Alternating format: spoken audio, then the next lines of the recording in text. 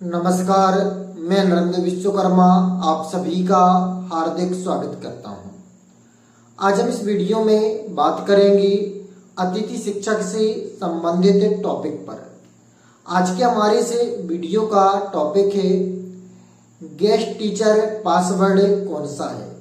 आज हम इस वीडियो में इसी टॉपिक पर बात करेंगे।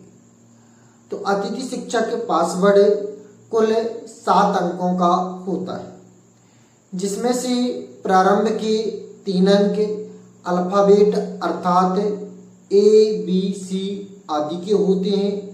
इसके बाद एक संकेत अर्थात स्टार होता है, संकेत के रूप में स्टार होता है, और बाद के जो 3 अंक हैं वह गिनती के होते हैं, जैसे X Y Z स्टार 1 2 3, अर्थात प्रारंभ के 3 अंक ABCD, फिर स्टार, और बाद के जो 3 अंक हैं वह होते हैं गिनती के। यदि आपको जानकारी अच्छी लगी है तो वीडियो को लाइक करिए। चैनल को अभी तक सब्सक्राइब नहीं किया है तो कृपया सब्सक्राइब कर लीजिए।